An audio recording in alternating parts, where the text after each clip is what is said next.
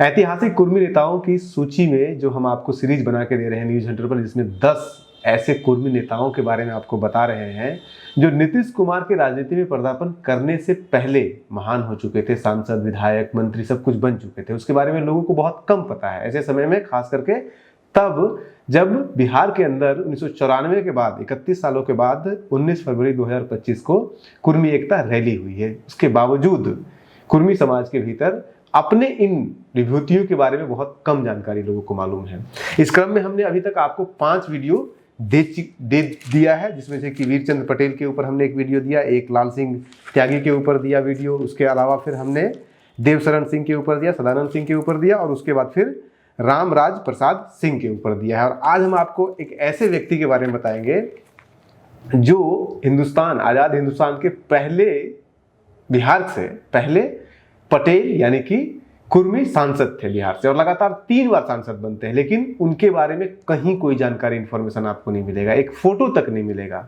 जो संसद की पुस्तिका जारी होती है उसमें सिर्फ उनका एक फोटो मिला है, और वहीं से जो भी कुछ इंफॉर्मेशन मिल रहा है, कुछ अन्य जगहों से इंफॉर्मेशन मिला है उनके बारे में। और शॉर्ट में उनके बारे में अगर बताऊं तो उनका लाइफ का कितना कॉन्ट्रडिक्टरी है कि वो, उनका परिवार जो था, उनके परिवार के यहाँ जब भगत सिंह फरार थे अंग्रेजों से, तब उनके घर में आकर के रहे थे वो। इनका लंबे लंबे परिवारों से रास्ता है, चाहे वो वीरचंद पटेल हो या फिर बिरसन पटेल हो, ये दोनों इनके साथ इनका पारिवारिक संबंध रहा है। ऑक्सफोर्ड से लेकर के, कैम्ब्रिज से लेकर के अमेरिका, स्विट्जरलैंड, दर्जनों देश ये घूम चुके हैं विदेशों में, लॉयर थे वैसे। तो बहुत वर्सटाइल इनका कैरेक्टर है, और ये हम पूरा डिटेल में आपको बताएंगे, इनके इलेक्शन से लेकर के, इनके पर्सनल लाइफ से लेकर के सारी चीज़ों के बारे में। इनकी 4 बेटियां और 1 बेटे भी है, लेकिन हमें कुछ पता नहीं चल पा रहा है इनके बारे में। ये सब कुछ हम आपको बताएंगे आज न्यूज हंटर के इस वीडियो में। स्टार्ट करिए उनके शुरुआती जीवन से ही। 5 जुलाई 1911 को इनका हाजीपुर में जन्म हुआ था। उस समय हाजीपुर मुजफ्फरपुर जिले का हिस्सा हुआ करता था, उस समय हाजीपुर जैसा कोई जिला नहीं था। उनके पिता का नाम बेनी प्रसाद पटेल था और माता का नाम सरस्वती पटेल था। कलकत्ता में पहले पढ़ाई करते हैं, उसके बाद फिर बनारस हिंदू यूनिवर्सिटी में, जो कि LLB के लिए, लॉयर बनने के लिए बहुत फेमस था, वहाँ से जाकर के ये पढ़ाई करते हैं। उसके बाद फिर आकर के प्रैक्टिस करते हैं अपने यहाँ आकर के। लेकिन इस बीच में वो एक पार्टी है, बिहार रेवोल्यूशनरी पार्टी, जो कि कहीं ना कहीं क्रांतिकारी जैसे भगत सिंह टाइप के हैं, उसके ये मेंबर भी रहते हैं। 1926 से लेकर के 1932 तक ये रेवोल्यूशनरी पार्टी ऑफ बिहार के मेंबर भी रहते हैं। और इस दौरान और भी चीज़ों में इन्वॉल्व रहते हैं उसके बाद फिर, हालांकि उसके बाद फिर ये छोड़ देते हैं। उसे 1929-30 में अपने बैकवर्ड कम्युनिटी के लिए भी काफ़ी काम किया इन्होंने। 29-30 में जब एक नई डिबेट शुरू होती है, अंबेडकर के आने के बाद बैकवर्ड कमीशन बनता है और आइडेंटिफाई किया जाता है कौन सी दलित है, कौन सी बैकवर्ड है, कौन सी मोस्ट बैकवर्ड, ये सब कास्ट का जब आइडेंटिफिकेशन किया जा रहा था, ब्रोक कमेटी आया था, तब उस दौरान पे बैकवर्ड कमीशन का इनको मेंबर भी बनाया गया था 1929-30 के आसपास। उसके बाद फिर ये पॉलिटिक्स में धीरे धीरे इन्वॉल्व होते चले जाते हैं। हाजीपुर जो लाइब्रेरी एसोसिएशन है, पढ़ने में इनका बहुत रुचि था, तो लाइब्रेरी एसोसिएशन हाजीपुर का, उसके मेंबर भी ये बनते हैं। उसके बाद फिर ये 1939 से 41 2 सालों के लिए ये हाजीपुर म्युनिसिपल बोर्ड के मेंबर बनते हैं। और याद रखिएगा, वीरचंद पटेल भी इसके मेंबर हुआ करते थे, और वीरचंद पटेल इनके ममेरे भाई थे, यानी कि मामा के बेटे थे। इनके दोनों के बीच में ममेरे भाई का संबंध था, और इनके और वीरचंद पटेल के बीच में ममेरे भाई का संबंध होगा। इनका भांजा होंगे वीरचंद पटेल जाकर के। तो उसके बाद फिर ये पॉलिटिक्स में इन्वॉल्व रहते हैं। लेकिन फिर ये रेवोल्यूशनरी जो यंग में होता है, रेवोल्यूशनरी होते हैं लोग, वहाँ से फिर चेंज होकर के धीरे धीरे ये कांग्रेस की तरफ बढ़ते हैं, कांग्रेस को ज्वाइन करते हैं। और फिर जब हिंदुस्तान आज़ाद होता है, लेकिन आज़ाद होने से पहले ही ये बहुत सारे ऐसे काम कर चुके होते हैं, जैसे कि 1948 में ये India food delegation USA Washington DC गया था, अमेरिका गया था, उसके मेंबर रह चुके हैं। आज़ाद हिंदुस्तान का पहला फूड डेलीगेशन किसी दूसरे देश में गया था, वॉशिंगटन DC, तो उसके भी ये मेंबर हुआ करते थे। इसके अलावा फिर ऑल इंडिया पंचायत परिषद के ये जनरल सेक्रेटरी रह चुके हैं। उसके बाद फिर बैकवर्ड क्लास कमीशन के सेक्रेटरी मेंबर रह चुके हैं। तो इनके खास करके इनके पूरे पॉलिटिकल कैरियर में देखिएगा तो रूरल डेवलपमेंट और पंचायती राज, पंचायत का जो लोकल सेल्फ गवर्नमेंट है, इसके एम्पावरमेंट के लिए उन्हें अच्छा खासा काम किया था। 1952 का चुनाव आता है, तो 1952 का चुनाव ये वहाँ से लड़ते हैं।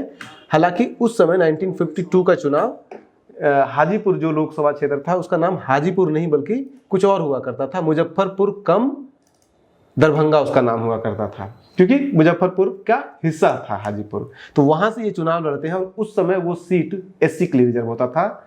नहीं, उस समय सीट रिजर्व नहीं था, उसके 57 के चुनाव में रिजर्व हो जाएगा एससी के लिए।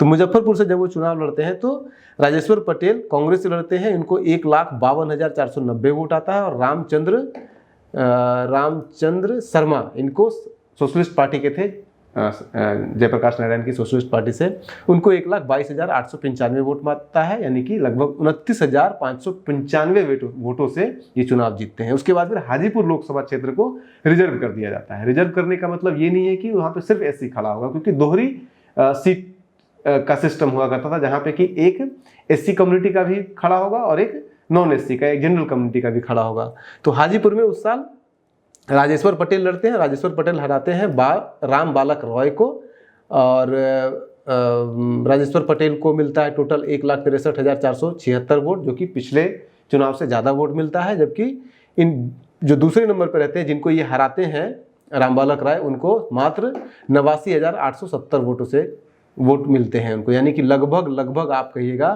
तो 73,000 वोटों से ये चुनाव को जीतते हैं। जो इसी सीट पे एससी का सीट था उसमें चंद्रमणि लाल चौधरी जीतते हैं और वो राम सुंदर दास को हराते हैं। वही राम सुंदर दास जो बाद में चल करके बड़े दलित फिगर बनेंगे कांग्रेस के बिहार से। इसके बाद फिर 1957 का ये चुनाव हो गया। इसके बाद फिर 1962 का ये आखिरी चुनाव लड़ते हैं। 62 का चुनाव जब ये लड़ते हैं तो राजेश्वर पटेल हराते हैं अचयबत राय को, और वो सोशलिस्ट पार्टी के मेंबर होते हैं। यहाँ पे भी लगभग 21,850 वोटों से जीतते हैं, इनको लगभग 1,04,351 वोट मिलता है। और जो अपोजिशन में रहते हैं उनको 82,501 वोट मिलता है।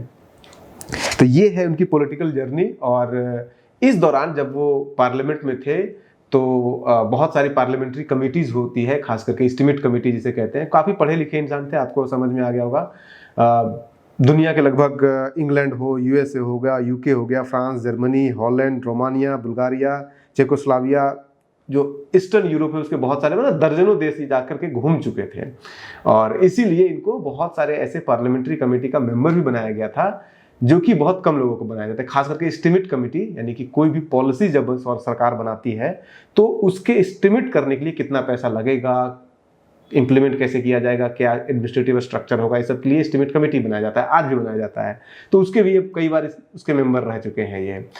लेकिन इतना सब होने के बावजूद ये पॉलिटिकली आगे नहीं बढ़ पाते हैं। जिस तरह का 3-3 बार कोई सांसद बना हो, इतना पढ़ा लिखा व्यक्ति हो, इनको तो कैबिनेट रैंक तक सेंट्रल गवर्नमेंट में बनना चाहिए, लेकिन वो नहीं बन पाते हैं। और वो इसलिए नहीं बन पाते हैं, उसकी कहानी छुपी हुई है, जो हमने आपको वीरचंद पटेल का हमने वीडियो अलग बना के दिया था कि किस तरह से वीरचंद पटेल के टाइम पे वीरचंद पटेल जो है वो नेहरू के फेवर में नहीं थे। वीरचंद पटेल अनुग्रह नारायण के कैंप के व्यक्ति थे, ना तो नेहरू के फेवर में थे वो, और ना ही वो वीरचंद पटेल या इनका पूरा फैमिली कह लीजिए, ना तो नेहरू के फेवर में थे और ना ही श्री बाबू के फेवर में थे। लेकिन राज्य में, बिहार में जीत होती है श्री बाबू की और केंद्र में जीत होती है जवाहरलाल नेहरू की। तो राजनीति हर जगह पे चलती है, उस समय भी चली। इतना कुछ क्वालिफाइड होने के बावजूद इनको वो जगह नहीं मिला राष्ट्रीय राजनीति में जो जगह के लिए ये डिजर्व करते थे। आप बने रहिए न्यूज़ हंटर के साथ। नमस्कार।